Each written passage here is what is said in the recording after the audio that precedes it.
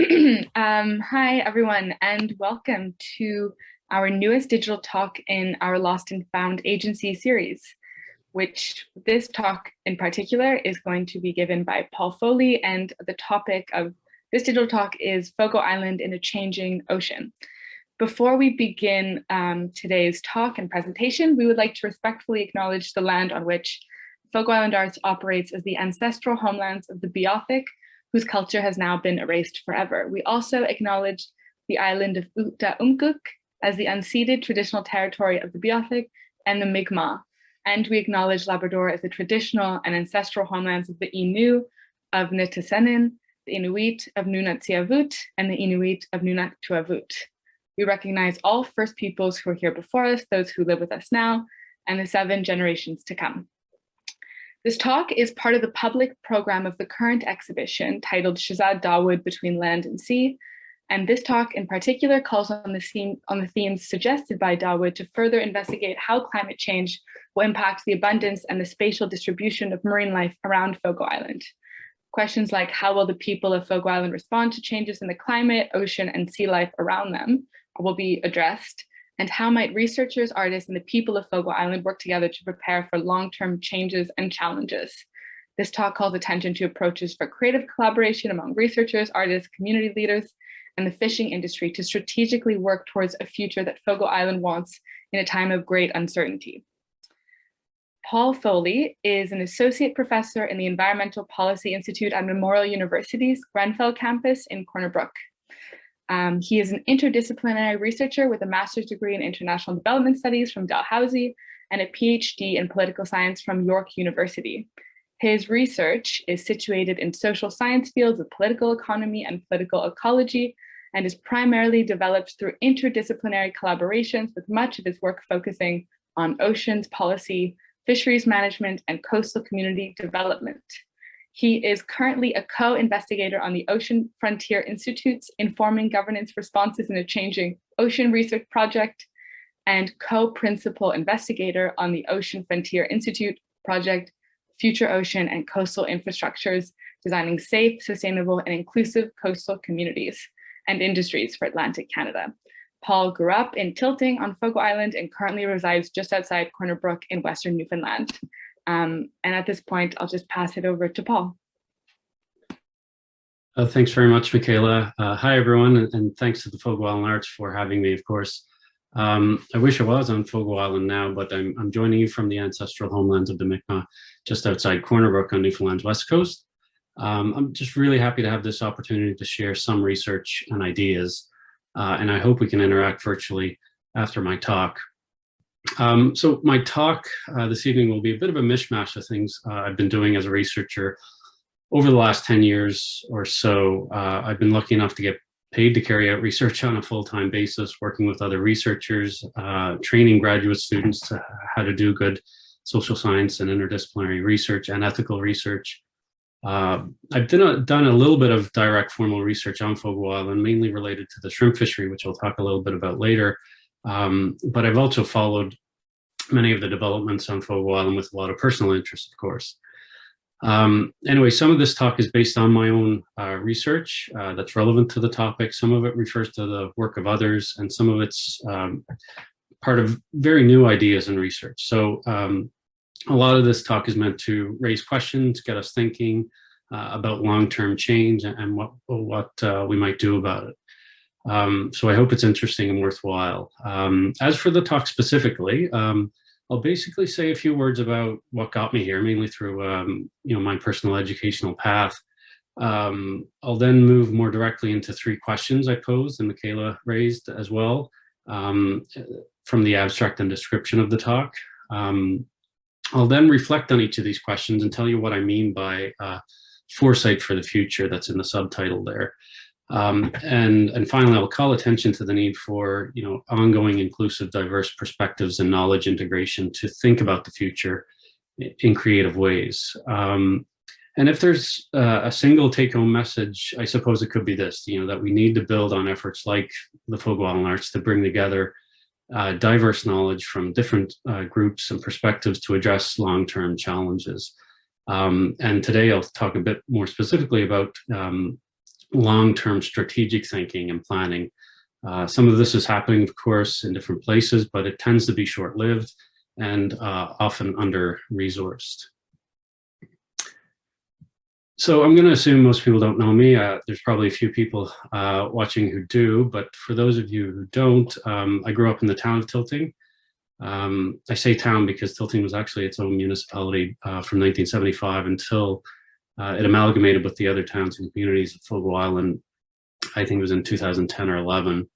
And to be more precise, I grew up in Sandy Cove, a suburb, if you will, of Tilting, near Sandy Cove Beach. And if you look at the picture there, my parents still live about 100 yards from that rock that my children are almost getting blown off of by the winds. And if you know the area, that's the Reardon House in the background, which is managed by the Tilting Recreational and Cultural Society. Artist Pam Hall was one of the most recent summer inhabitants, and I had the pleasure of meeting Pam there and seeing her work there last summer. That site is also a key inspiration for Catherine Bush's climate change fictional drama that has Tilting's landscape at the center of its story. Anyway, I left Fogo Island as a resident in 2001, went to St. John's, where I completed a Bachelor of Arts in History, and then I went to Halifax to complete a Master of Arts in International Development Studies. For both of those degrees, I completed research projects on American foreign policy, very far from Fogo Island and even environmental studies. This was a time, of course, just after the 9/11 attacks, subsequent American-led invasions of Afghanistan and Iraq. So at the time, I was very much interested and focused on global politics, global issues. And those interests have really stayed with me: global politics, power, and change. Even as my research shifted later to more environmental themes. But like a lot of people who leave Fogo Island and Newfoundland, I get pulled back, initially intellectually more than physically. In Halifax, I began to get more interested in Newfoundland and Fogo Island as sort of development problems, as globally relevant places, as sites and problems for research and knowledge sharing. Fisheries collapse, rebuilding fisheries, sustainability challenge, the story of an alternative economic development model through the Fogo Island Co-op. It's all really interesting, fascinating stuff. And I began at the time to read on the side more and more about those issues, reading research by Bonnie McKay, following what researchers at Memorial University like Barbara Neese and others were doing around major issues in fisheries and linking social and ecological change in their analyses. And then I was accepted into a PhD program at York University's Political Science Department in 2006 to study globalization with some leading critical theorists of globalization, and had the opportunity to work with a separate research project with faculty members outside the Political Science Department who were looking at the politics of seafood eco-labeling and certification at the time. I wasn't really super interested in what I saw as probably a limited technocratic market instrument, but when I looked into it, I actually learned just around the same time the shrimp fishery in Canada, which Fogo Island fishermen took part in, had just become certified to the Marine Stewardship Council, which is a program created by it was created in the 1990s by the corporate giant Unilever and the WWF conservation NGO. And the cod collapse was actually one of its justifications for the creation of this market-based approach to regulation. The sort of a neoliberal idea that government regulation failed and the market can be a better way to save fisheries from overfishing. Anyway, as I finished my dissertation on the Marine Stewardship Council program, which included a case study of some of the politics and nuances of implementation in Canada's shrimp fishery, I was awarded a postdoctoral fellowship at the Department of Sociology at Memorial University, working with Barb Neese, sociologist, and Charlie Mather, a human geographer. And they had just started a project examining the social development impacts of the expanded shrimp fishery in the 1990s after the cod collapse. So for that, I examined how and why policymakers made decisions that benefited many coastal communities, including Fogo Island, as well as other regions in Newfoundland, with sort of understudied fishery social enterprises. So much of the focus was on cod. Very few people were studying, crab and shrimp, which were really becoming more important.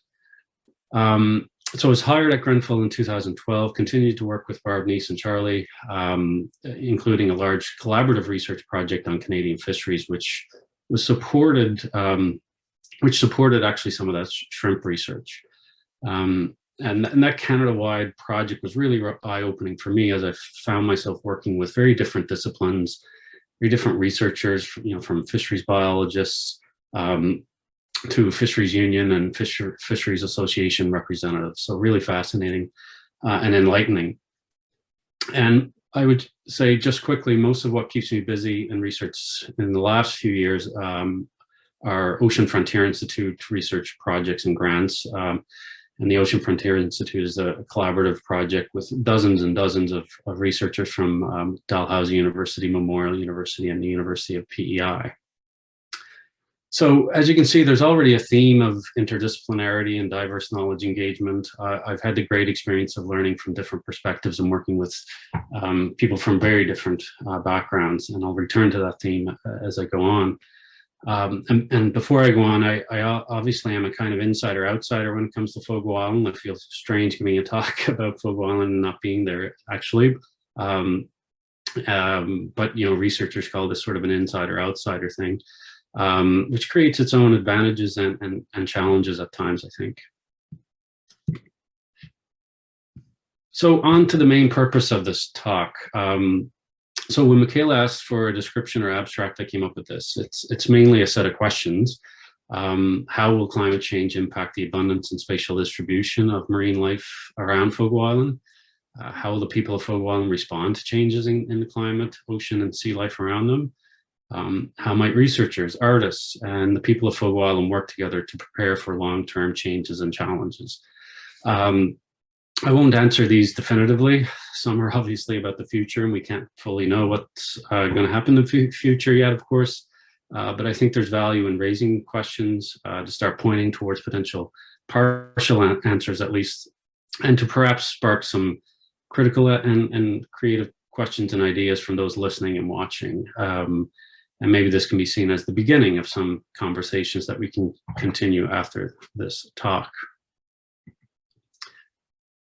So the first question, how will climate change impact the abundance and spatial distribution of marine life around Fogo Island? Easy peasy, right? Now, remember, I'm not a biologist. I'm not a natural scientist. This is not what I directly study. But this is an incredibly important question for Fogo Island, as long as fish from the sea support people of the island. At the same time, no one knows the answer for this in any certainty, especially in specific regions and locations. Scientists, from my understanding, are just really starting to try to figure out how this kind of change might play out. But this is the kind of work some natural scientists and modelers are doing. Now, I wasn't a part of this study, but they're trying to predict future potential patterns. This modeling tries to give you insight into how the amount of animal biomass, a very crude way scientists talk about life, how animal biomass will change in the ocean over long periods, decades. The results of their study indicate long-term decline in the aggregate amount of animals in general in the North Atlantic Ocean.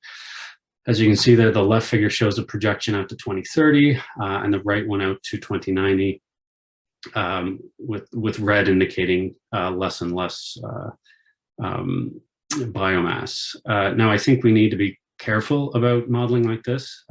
As we know, with climate change, models are constantly revised, and sometimes early models turn out to be more optimistic than the reality turns out. So there's going to be lots of surprises. These models have tons of assumptions and sometimes problematic assumptions, but I suppose it's the best they have at this point.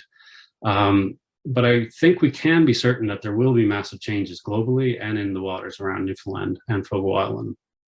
The productivity, abundance, distribution of sea life are certain to change, but understanding precisely how will require a lot more work. And these changes are not necessarily all bad from a fisheries perspective. In the short and medium term, fisheries might see benefit and growth in certain areas around places like Fogo Island. So Just to give you an example, I've started working with some fisheries biologists, ecologists, and scientists who focus on lobster, which is the most economically valuable fishery in Canada by many economic indicators. Some scientists and fishermen expect that places like Maine in the US and southern Nova Scotia, where most of the lobster are caught in Canada, that these places will be negatively impacted as waters get warmer.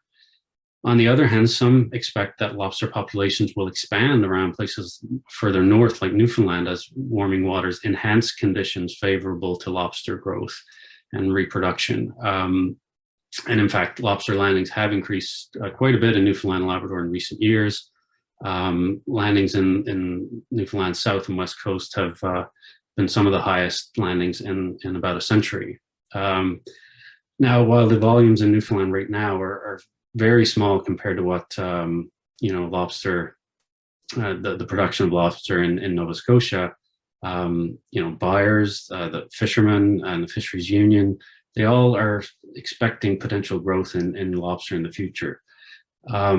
So we see then, the point is here that climate change may be devastating to some sea life, almost certainly, but in the short and medium and maybe long term, there might be growth in other ones. So it's really important to consider that as well. Now, while scientists are just beginning to try to figure out what might happen, federal regulators are also trying to play catch up. Fisheries management decisions generally have very short-term time horizons, right? Year to year, quotas are allocated on a yearly basis.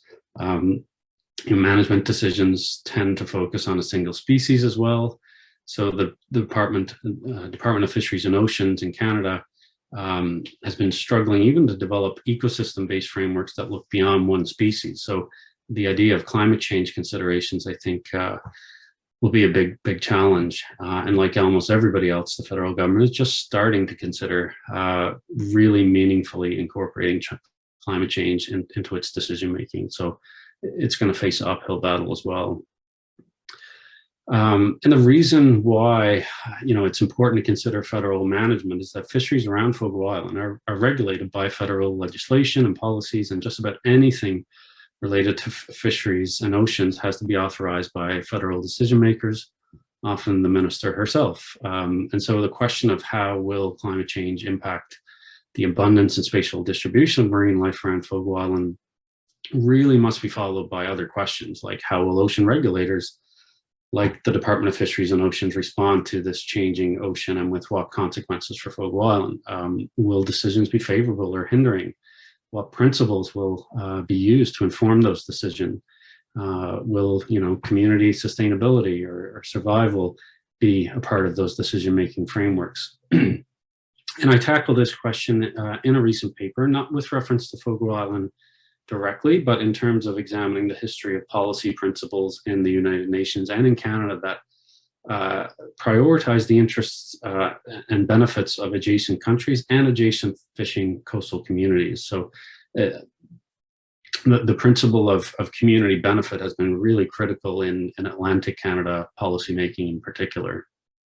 Not always consistent, of course, but it's really embedded in federal decision-making. And I won't go into any detail about this paper, but it really highlighted just some of the policy and political challenges that will likely need to be addressed when fish patterns change in large-scale ways. So basically, climate and ocean change mean fish will move. Some of them are moving towards the poles to get away from warmer waters. So what we can expect from that is it'll likely trigger political conflicts between different jurisdictions, different interest groups, and potentially within and between regions. So we've already seen this in places like Iceland and the US, where fish populations are moving north. So for Fogo Island, lobster and some other species might increase to benefit Fogo Island. But what will happen to shrimp and crab, which became the lifeblood of the island's economy in the 1990s and 2000s after cod collapsed? So this brings me to the second question. How will the people of Fogo Island respond to changes in the climate, ocean, and sea life around them? Again, I don't know the answer, we'll see. And I assume there are lots of activities and actions that are already underway that I'm just not aware of. So climate change is on the agenda of most organizations. So I expect responses are happening, and definitely in the early stages. But what I can say is that I know Fogo Island's fisheries, and the Fogo Island Co-op in particular, has already went through a monumental environmental and social crisis comparable to the shocks that are expected from climate change. And that's the cod collapse, of course, right? The poster child of 20th century environmental disaster and natural resource mismanagement. A tragedy, not of the commons, Bonnie McKay would remind us, but certainly a tragedy. And looking closely at the responses to the cod collapse can, I think, help us understand the capacity or agency of people to collectively respond to future potential shocks of climate change. We might even call this a way to think about lost and found agency, one of the themes of this series. And typically the cod collapse is talked about as a sort of a singular event, and often the end time of fishing around Newfoundland in popular discourse, which forced society to become passive, symbolized by the famous government-imposed moratorium that criminalized catching cod at the time and forced 30,000 people out of work. So the story of cod has gotten so much deserved attention, but it also often distracts people from agency and creativity that followed. It wasn't the end of the fishery, of course. There were many people who were still in the fishery, fishing other species.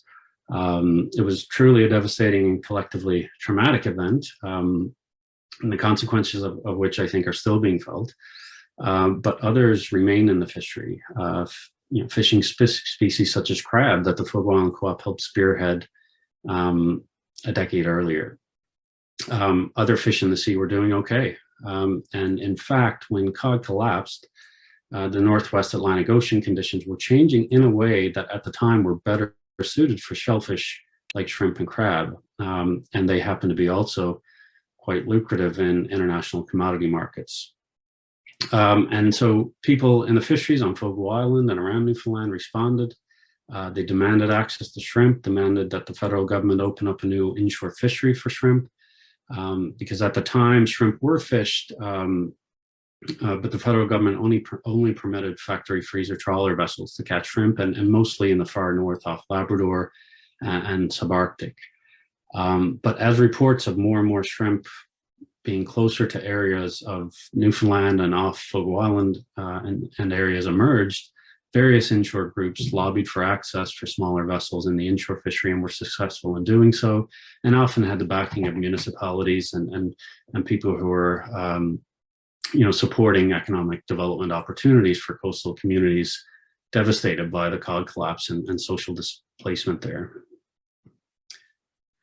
And so while no one was fishing shrimp in the inshore fishery off Newfoundland or off Fogo Island in 1992, by the late 1990s and early 2000s, shrimp fishing and processing had expanded along Newfoundland's coasts. And I remember when fishermen from Fogo Island and from Tilting were gearing up vessels, purchasing new vessels for shrimp at the time. The Fogo Island Co-op also partnered with an Icelandic company to finance and build a modern shrimp processing plant in Seldom. And so through the first decade of this century, shrimp, from 15 or 20 vessels at a time over the summer, each with a crew of 5 to 6 people, were landing shrimp to the processing plant in Seldom, employing dozens and dozens of people, many of whom were women in the processing plant. So millions of dollars of employment earnings generated, and those earnings created other economic spin-offs in coastal communities, grocery stores, retail, maintenance costs and expenditures. So this was practically unimaginable in 1991 when most shrimp fishing occurred in the far north. But alongside the cod collapse and related ecosystem transformation came a shrimp boom. No, I don't want to exaggerate the success or ease with which this happened. There were problems, there were exclusions, but the story of shrimp fishery, for me, provides insight into what's possible, even in the devastating context of the northern cod collapse. Fundamental environmental change is not linear. It's not all about declining sea life necessarily. Some species thrived in those conditions, and people saw that, understood it, and worked hard, got creative, and found new ways to continue in a challenging political and social context. Now, over the last 5 or 8 years or so, the shrimp fishery has declined, and maintaining sufficient volumes of shrimp to supply its processing plant remains a major challenge going forward. Even getting enough people to work has been a challenge at times. But the fishery, again, which didn't exist prior to the late 1990s, has helped sustain Fogo Island for almost a quarter of a century now. And of course, the co-op is working continuously to diversify, so it's able to adapt and navigate the notorious boom and bust cycles of fishery ecosystems and the volatile international commodity markets. So what does this mean? Well, for me, one interesting aspect is that the case helps us again understand what can make adaptation to significant environmental change possible. This shift was made possible by obviously a changing environment with growth in shrimp. It required a relatively strong community-embedded organization like the co-op that was already used to exploring new opportunities. It required knowledge about the fishery. It required knowledge about fisheries management and policy and political process, which was crucial to gaining access to fishing and processing rights. It required knowledge about adapting to new technology and fishing practices. It required relatively significant financial resources. It also required a strong collective commitment to place, to coastal communities, and the ability to invoke social and community development benefits to persuade policy decision makers to also consider those principles.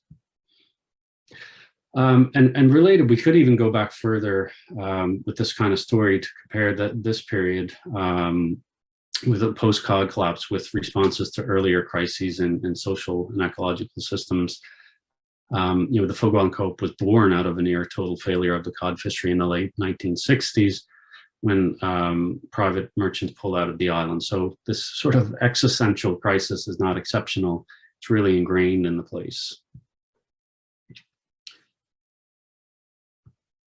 So the Fogo Island Co-op and its members, obviously a very important part of the story of the last 50 years on Fogo Island and the story of the post-cod collapse change. But there are other players, organizations, initiatives that are adapting, developing ideas and initiatives with a view to the long term, with the goal of supporting Fogo Island as a place for people to live and work in the context of changing global environmental and economic conditions. There are a lot of activities happening on and around the island. Again, I haven't really researched what the actual responses are specifically to climate change and ocean change, but I assume there's some work underway. Organizations like the Co-op, Shorefast Foundation, and the town of Fogo Island, working every day with short and long-term challenges in mind. And I know there was an initiative, which I missed a few years ago, that put some long-term thinking explicitly on the agenda. I think it was around the co-op's 50th anniversary and looking to the next 50. I'm not aware of its approach or whether it has any sustained commitment. And that might actually point to one of the big challenges here, right, about thinking in the long term, is that there's things tend to get put on the shelf, right? There's so much day-to-day work that needs to get attention. That it can be seen as a privilege to even consider the long term.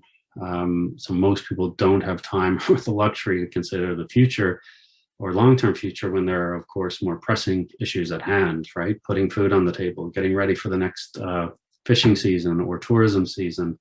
There are, however, short-term problems that sort of bleed into long-term challenges. The crisis in healthcare provision on Fogo Island in terms of maintaining a resident medical doctor.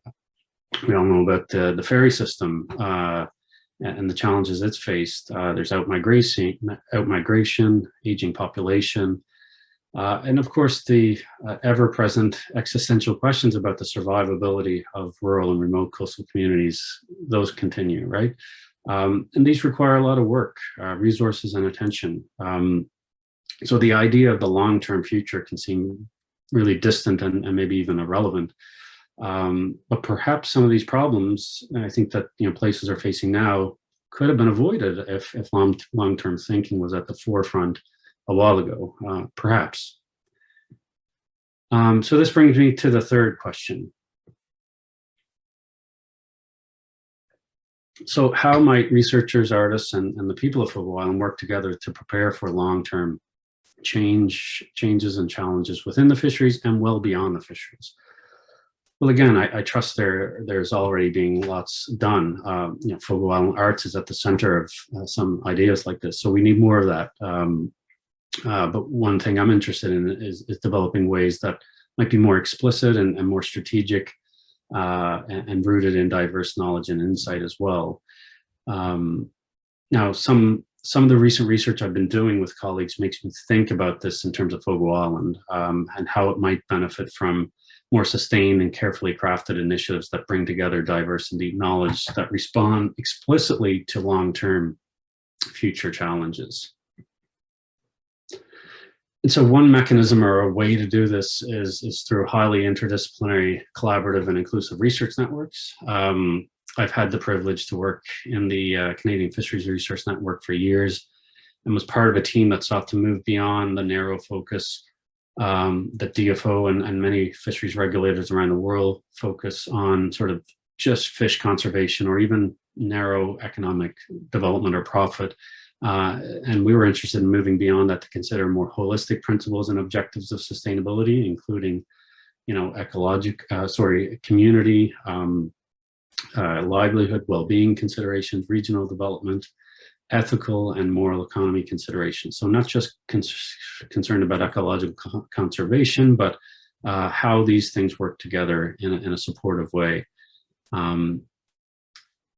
And so also right now I'm co-leading with an engineer, actually, a large partnership-based project called Future Ocean and Coastal Infrastructures, designing safe, sustainable, and inclusive coastal communities and industries for Atlantic Canada. So Lorenzo Moro from Memorial University, he and I are leading that project. We started a few years ago and it's ramping up and will be completed in 2025. It involves dozens of researchers, dozens of students, and dozens of partners. And so for that project, we sort of redefine infrastructure broadly to include not just physical infrastructure or human-built infrastructure like your wharves or your architecture, but also ecological infrastructure, ecosystems, as well as social and cultural infrastructure that might be important for communities to thrive in the future. So it can fit into this broader understanding of sustainability. So within that project, we have a small sub-project that is thinking about the future explicitly. So we're engaging future studies and the concept of foresighting, which is in the title of this talk, of course. And we've started working with collaborators in Australia, and we've written one paper on the potential for foresighting in the ocean and marine research context. So this paper, which was led by Rachel Kelly, who was a postdoctoral fellow with us for a little while, was just published, and it looks at the idea of foresighting. And I'll define foresighting. So we've defined it as a process of creatively identifying possible, plausible, alternative socio-ecological futures in the medium to long term, end quote. And it's increasingly seen in the literature, and we've looked at a lot of sectors, from healthcare to agriculture that are using this method. And it's increasingly seen as an approach that can support decision-making under uncertainty and about the future. Of course, it's impossible to predict or fully know accurately the future and what it will entail. So this is not really about predicting or forecasting the future. It's more about imagining and really shaping the future. And there's growing interest internationally in developing processes that can creatively identify possible and desirable alternative futures. So this, this table, this is from the paper again. It might look overly technical or technocratic and maybe biased towards experts, but some researchers have used it in communities as well. It's been used in workshop formats, the idea of foresighting, and really our paper found that it has potential in the marine context for connecting stakeholder groups in the process of imagining and shaping equitable and sustainable ocean futures. We also identified some methodological and ethical challenges that people will face if they want to develop this, including who gets to participate and how. Those require further thought. There's also a tension in the approach between the use of experts versus non-experts. And as is often the case with these things, right? Who gets to decide who will be a part of the process is really important. We also found that there are similar projects popping up around the world that are similar to this, and there's growing interest in developing multiple scenarios of possible potential futures. One project in Sweden called Radical Ocean Futures even uses science fiction to map out different possible scenarios. And this brings me to the role of artists. So obviously artists all over the world have been captivated by climate change. They're grappling with it, experimenting about what artists can do about it. I haven't studied this in detail, but there are obviously many emerging examples, some even in popular media and television and film. And I'm sure people on the call will also, or on this webinar, will be able to point out many examples as well. So how might artists fit into multidisciplinary foresighting? Well, it's not a stretch, right? Some are already doing it, as I said. If you look at Catherine Bush's Blaze Island or Shezad Dawood's Leviathan series, Shezad engaged marine biologists, oceanographers, political scientists, and trauma specialists, highly interdisciplinary. So not a stretch to be able to work through this kind of an approach. Now, the futures work of these examples are not necessarily desirable futures. Identifying futures we might want to avoid or that are more ambiguous has value, though, right? And it could be, it's part of these alternative potential futures that we need to think about. And some of those using the foresighting method emphasize, of course, thinking about desirable futures, right? We want to, we want the future to be good, better. So how can we imagine those two, right? Again, I might ask people watching for examples, as I expect there are many emerging. I'm sure people would know of some. And here's actually another example from the Future Seas project, which is a research project spearheaded by some of our Australian colleagues who are co-authors on the paper I just talked about. And they are using a strategic technique of foresighting in their Future Seas research project. Full Metal Aquatic, a play in Stanley Kubrick's 1980s war drama, was again written by theater writers, directors, and performers, animated as well by Sasha Baring, and performed online actually just a couple of months ago. Now their initiative presents two different futures, one that we want to prevent and one that we hope to see, right? So that's a kind of example that artists work with those researchers on. And so this is the kind of approach that foresighting encourages to explore what our future could feasibly look like, depending on the actions we take today, right? And that's really important. The decisions today will really have an impact on the different potential paths our future might hold. So here it is, right? So science, interdisciplinary knowledge, and art interacting, right? So just to wrap up, I'm not here to peddle foresighting as a silver bullet for Fogo Island. I don't know for certain how useful or helpful foresighting might actually be for the people of Fogo Island in a changing ocean. I've just started studying this approach or method myself. It's probably something I would have been critical of a number of years ago, seeing it as, quite technocratic. But I am really curious about its potential, especially given how it's open to alternatives. And I ultimately agree with the paper we published that it has potential. And what's probably most interesting to me is that it doesn't force people to create one vision, to even predict or forecast one future. It has the potential to be inclusive of different possibilities or alternative futures that are more or less desirable. But to do foresighting will require resources, time, capacity, and agency. A few workshops here and there, a few reports or publications are just not going to cut it, right? I suppose there could be some pilot projects to determine if there is interest in this kind of strategic thinking and planning. And of course, to enable artists, researchers, and the people of Fogo Island to work together in foresighting in a meaningful way would likely ultimately require long-term collaboration and organizational capacity, pretty significant resources, including financial and human resources. One option, of course, is a well-funded research project. There are other models like creating new organizations or working within existing organizations. Of course, I'm a researcher, so I tend to think about things in terms of research projects. And of course, there will be expected challenges. Again, who gets to make decisions and how to navigate conflicting interests and competing interests and values, different visions for what kind of change or adaptation is required or desirable. But again, foresighting might have an advantage here because it doesn't expect one vision. Instead, it allows for multiple alternative visions.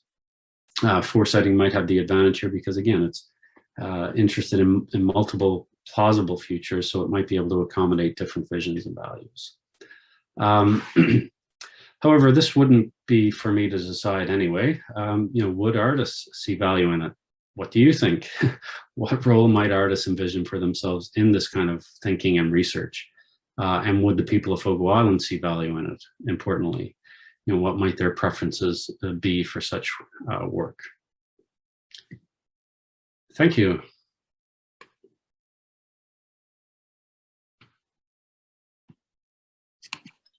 Hi, Paul. That was amazing. I think you might have to make me host again so I can start my video, strangely. Okay. How shall I do that? Here, I might be.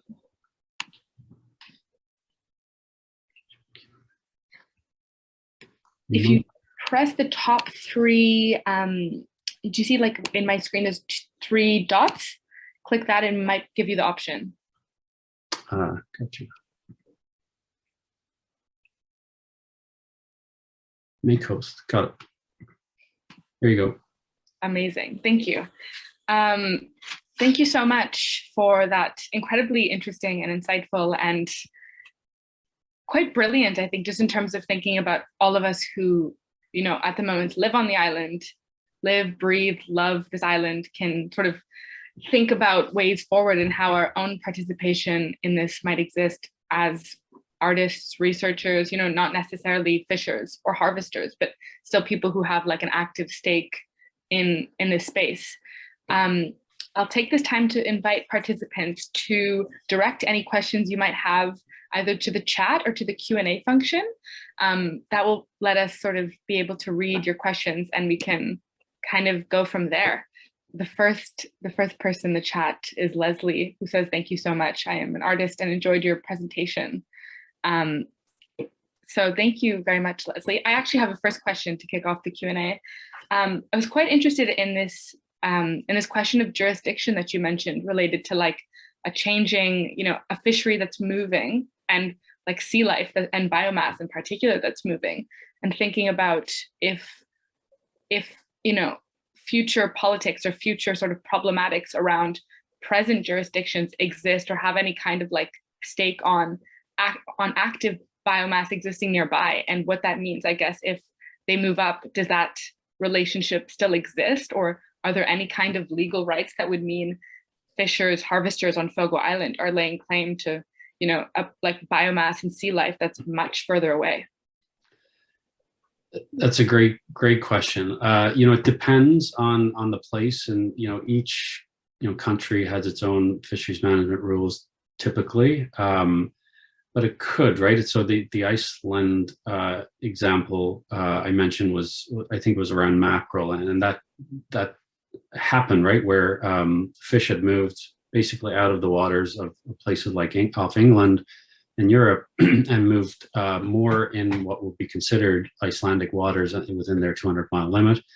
And they sort of unilaterally increased quotas, for that fish stock. And Europeans were saying, well, that needs to be done cooperatively, and it was sort of our fish, right, going. So there could be scenarios in Newfoundland, and I think what might be more likely would be, if shrimp, for example, and it's sort of happened to some degree, is more northerly in the future, will fishermen have a right to travel further far north from Fogo Island, and the way in which each fishery is managed is different. So for shrimp, it's these large scale areas. So shrimp fishing area 6, I think, is off Fogo Island. So Fogo Island fishers might just have rights to fish shrimp in that area.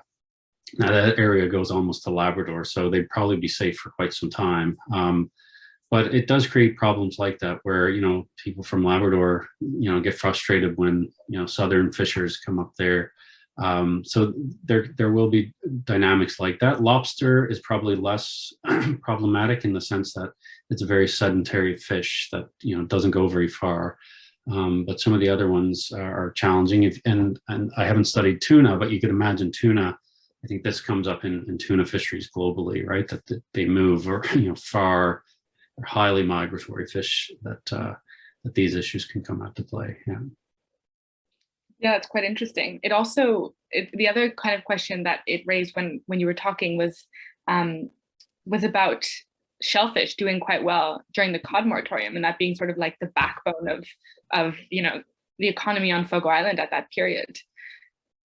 I mean, maybe this is more of like a cultural question, I guess, related to like diet or appetite. Is there a particular reason that whereas codfish was doing incredibly badly, as many of us know the story of the inshore and the offshore cod fishery, but is there a particular reason that there was a shellfish, let's say, boom, or like just quite a prominent number of them that sort of enabled fishers and harvesters on the island to make a living off of what was considered, I guess, like a new fishery?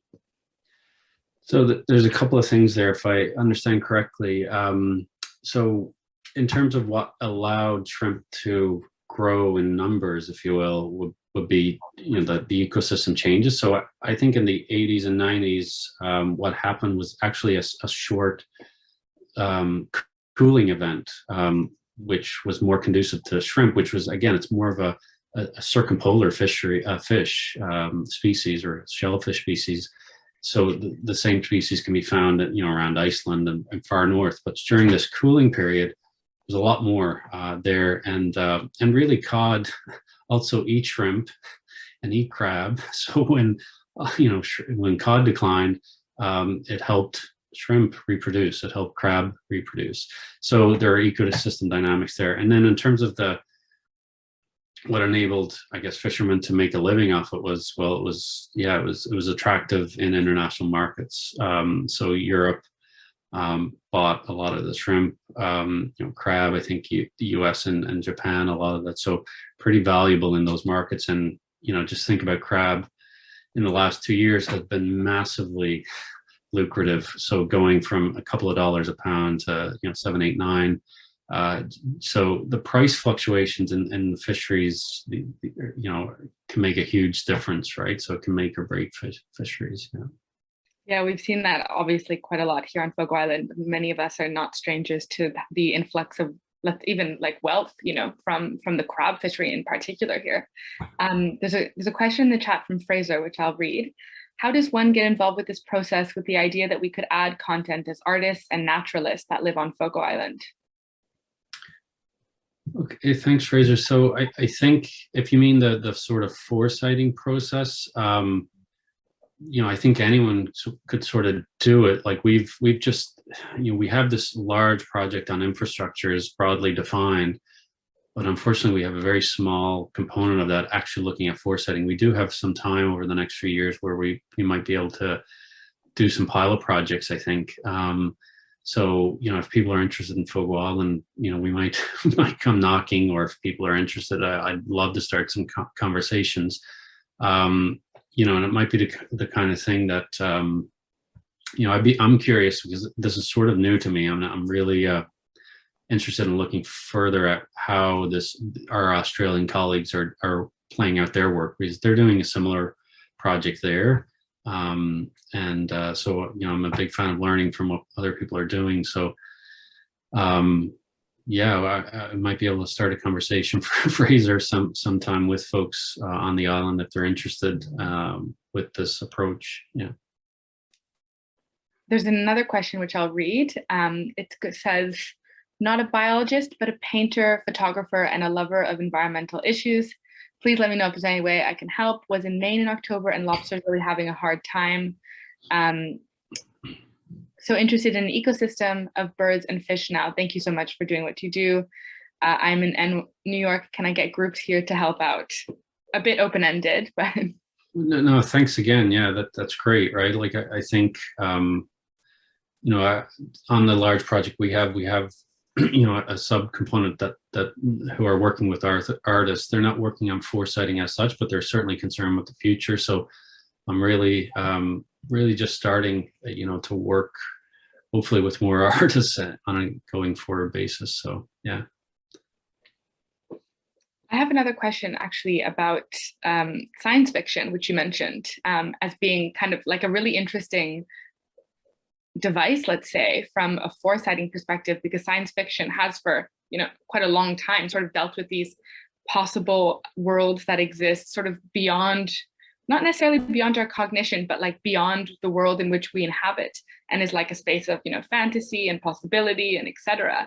I'm trying to think. I mean, my question's rather, I suppose, is open-minded, as sort of open-minded, is like similarly open-ended. Yeah, what do you think sort of the role of those devices and those, I guess, modes are like in the space, whether that be, I guess, positive on the one hand or negative? Obviously, some of them will be fairly like maybe doom and gloom in terms of ending, but there'll be some possible silver linings, like we've seen in disaster movies like 2022, or I can't remember that film that came out about the end of the world not that long ago, but possibly quite long ago. Yeah. Well, I think science fiction has always been a fascinating thing, I guess, where we can think about the future. It's one of the ways in which it's very accessible to the public in the forms that we know it as. And I think, this thing is obviously, when I talk about foresighting or how I know foresighting, it's a deliberate process of strategic thinking in terms of what future people desire as well. So I think that's one of the key distinctions I try to make is, we could think about multiple futures. There might be some that we could think of as bad case scenarios, and then others that are more desirable. And I think the key thing is, from what I understand, is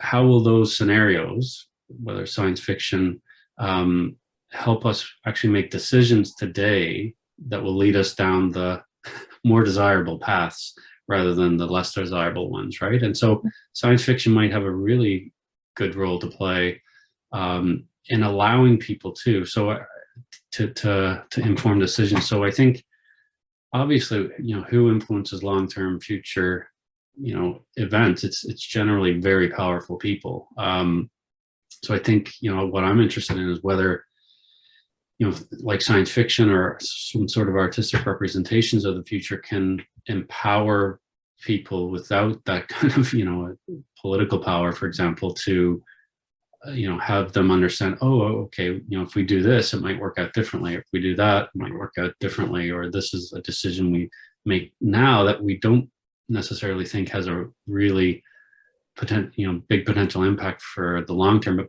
but it might have a long-term ripple effect, for example. So yeah, I think science fiction, again, this is new to me, so I'm getting as interested as some of you are, I think, at this point, about what might be possible. Yeah.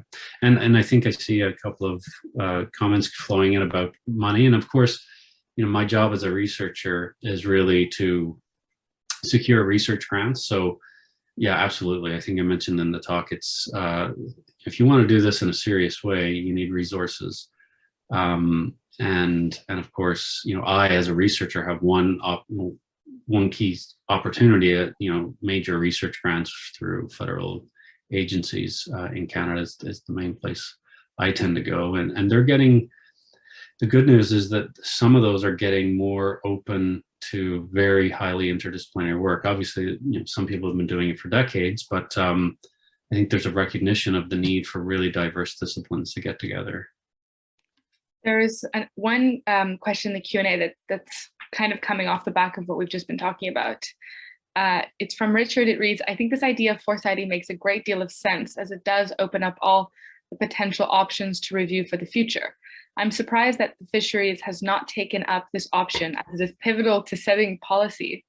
How do we get this to change, as it is critically important given climate change?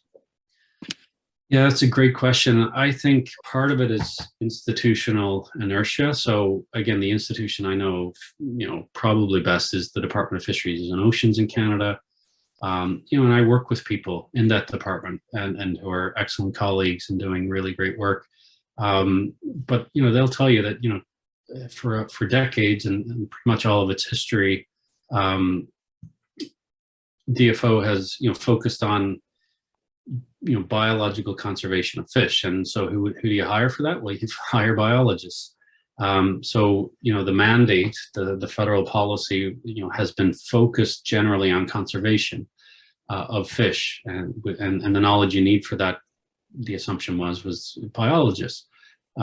Recent changes in the Fisheries Act in Canada under the Trudeau government has opened up some space for broader considerations of social, community, sustainability, the independent small-scale fishing fleet.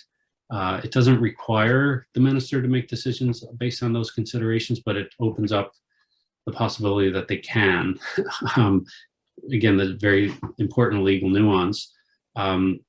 But one example I'll give is that some of the colleagues I work with at DFO in the Maritimes region, in Nova Scotia mainly, and New Brunswick, they just hired one of the postdocs that I've worked with, that I helped, and she helped on some of our projects, and she's a social scientist, and that was a really big deal. Again, a small part of DFO, but it looks like change, at least for now, is happening. Again, small, a lot more needs to happen. But people I work with, like Rob Stevenson, a DFO research scientist, who worked on this idea of full spectrum sustainability. That's what they're doing now, and their work in Aladabundi at DFO Maritimes region as well. They're looking at ecosystem-based management, not just from a natural science perspective, but from a people perspective, right? What does this mean for communities, culture, and so on, right? So there are some windows of opportunity in people working on it. I have one final question, and then unless there's anything else, I guess we'll wrap it up.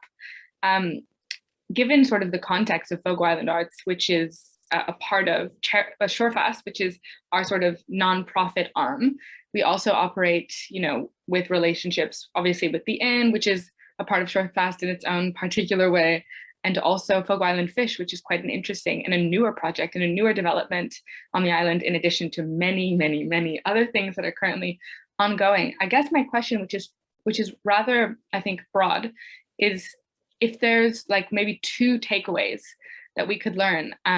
How do you think Fogo Island Fish, for example, can be like a business or a market leader to promoting the kind of change we want to see, like in terms of the island, in terms of a changing ocean, in terms of like a possible future that's sustainable and economically and hopefully socially viable as well? Mm-hmm. Yeah, great question, and I won't pretend to give you the full answer, because that's a really difficult one. But again, this is sort of not me as a researcher, but someone who visits Fogo Island regularly, hear about Fogo Island Fish, looked up online. Obviously a really great initiative, and I think part of what it's designed as is sort of alternative development model, trying to do extraction differently and more ethically and humanely in terms of interactions with fish.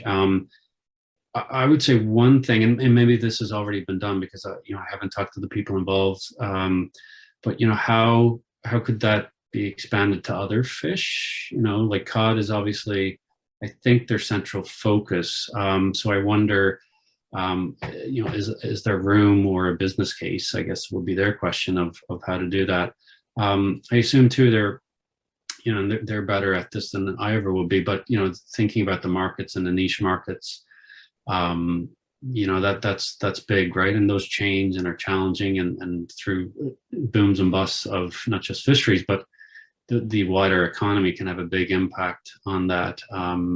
But yeah, I'd be interested in what will be possible in terms of other fish, or even beyond fish, the plant life in the sea. I think some researchers are looking at seaweed and other plant life, which obviously would be more appealing to animal people who are concerned about the animal nature of fish, and that sort of thing. So yeah, that would be a few ideas, I think.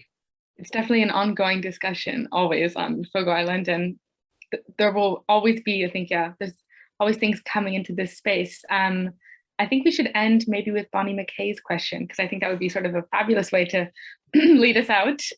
She says, great talk, Paul. How might fishers and other users of the marine environment contribute to the understanding of climate change and its effect on the fisheries? Local knowledge, experience, etc. Is this a viable effort to focus upon these days?